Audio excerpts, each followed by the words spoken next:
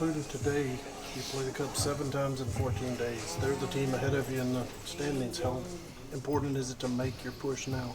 Yeah, I mean, it's important. You want to play well, all throughout the season. But, when you have a team that's ahead of you, you can kind of, make up ground a little bit faster than usual. It seems like when we win ball games, we'll check the scores, and then they're there winning ball games too. And so, when we get to face each other, you really get to go head to head, which is nice. And so, test yourself against those guys. And so, it's a fun series, and like you said, it's a good chance for us. But at the same time, we still got 80 something left or whatever it is. So you never want to wait. But so that's why playing good baseball always is important. But this is a good test for us early, and so glad that we can, come in and get a win on the first one.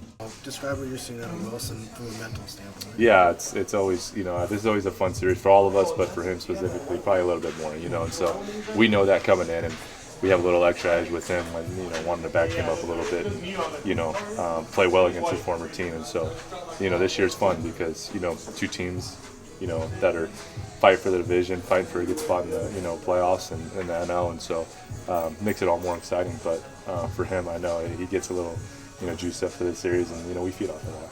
Willie just mentioned how good this team is at sharing information, and it's why you guys are better second time through, third time through. Can you just talk about that sharing of information? Yeah, Ollie was just talking about it, how he loves when we're, guys are talking and, in the dugout and about it, and I think we do a good job of that. I'll ask Gorman or Burley or Donnie, when we're in the lineup, what they're seeing and how they're being attacked and what they think of certain pitches, and we kind of feed that off each other and try to give each other as much information as possible to, help each other out. You hit curveball, Donnie hit a fastball, Burley hit a changeup, Gorman hit a fastball, like four different guys, four different pitches.